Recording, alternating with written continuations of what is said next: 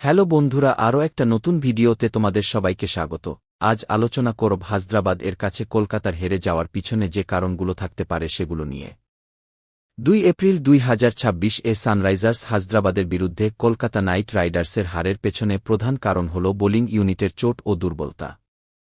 ম্যাচের আগেই হর্ষিত রানা এবং মাথিসা পাথিরানার মতো গুরুত্বপূর্ণ বোলারদের চোট বা অনুপস্থিতি কেকেআরের বোলিং লাইনআপকে অনেকটা দুর্বল করে দিয়েছে। এর ফলে ডেথ ওভারে রান আটকানো কঠিন হয়ে পড়ছে। এছাড়া নতুন বোলাররা সেইভাবে পারফরম্যান্স করতে পারছে না, যার ফলে বিপক্ষ টিমকে কম রানের মধ্যে আটকে রাখা সম্ভব হচ্ছে না, যার ফলে কলকাতার ব্যাটসম্যানরা অনেকটা চাপে পড়ে যাচ্ছে। এছাড়া মাঝের ওভারে স্পিনারদের অকার্যকারিতা। সাধারণত বরুণ চক্রবর্তী এবং সুনীল নারিন মাঝের ওভারে রান আটকে রাখেন, কিন্তু এই বছর বরুণ চক্রবর্তী এবং সুনীল নারিন কেউ সেইভাবে উইকেট পাচ্ছে না, যার ফলে কলকাতা নাইট রাইডার্স অনেকটা চাপে পড়ে যাচ্ছে। দ্বিতীয়ত, হায়দ্রাবাদের বিধ্বংসী ওপেনিং জুটি পাওয়ার প্লেতে অত্যন্ত আক্রমণাত্মক ব্যাটিং করেছেন। প্রথম 6 ওভারেই তারা বিশাল রান সংগ্রহ করে ফেলেছেন। এছাড়া হেনরি ক্লাসেন এর আক্রমণাত্মক ব্যাটিং এর ফলে 227 রানের যে বিশাল টার্গেট দিয়েছিল সেটা চেস করা কলকাতার জন্য অনেকটা কঠিন ছিল।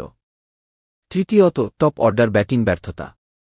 কেকেআরের হয়ে ওপেনিংয়ে ফিন অ্যালেন এবং অজিঙ্ক রাহানে দ্রুত আউট হয়ে যাওয়ায় শুরুতেই চাপ তৈরি হয়। অঙ্ক্রিস রঘুবংশী এসে কিছুটা রান করলে সেটা জেতার জন্য যথেষ্ট ছিল না। চতুর্থ, বিশাল লক্ষ্য তাড়া করার চাপ। হায়দ্রাবাদ প্রথমে ব্যাট করে 227 রানের যে বিশাল স্কোর দাঁড় করিয়েছিল তা তাড়া করতে গিয়ে কেকেআরের ব্যাটাররা শুরু থেকেই ঝুঁকি নিতে বাধ্য হন এবং নিয়মিত ব্যবধানে উইকেট হারাতে থাকে এবং শেষ পর্যন্ত রান রেটের সঙ্গে পাল্লা দেওয়া সম্ভব হয়নি। এছাড়া ব্যাটারদের মধ্যে ভুল বোঝাবুঝির কারণে প্রথমে ক্যামরন গ্রিন এবং পরে অঙ্ক্রিস রঘুবংশীর রান আউট কলকাতাকে ম্যাচ থেকে দূরে সরিয়ে দেয়া। এছাড়া মিডল অর্ডার রিঙ্কু সিং, অনুকূল রায়, সুনীল নারিন সেইভাবে ছন্দে ছিল না, যার ফলে এই রান তাড়া করে যেটা কলকাতার জন্য আরও কঠিন হয়ে পারে। সব মিলিয়ে ব্যাটিং বোলিং সব দিক থেকেই আজ কলকাতা ছিল অনেকটা পিছিয়ে। এই সব কারণেই কলকাতা ম্যাচটা হেরে যায়।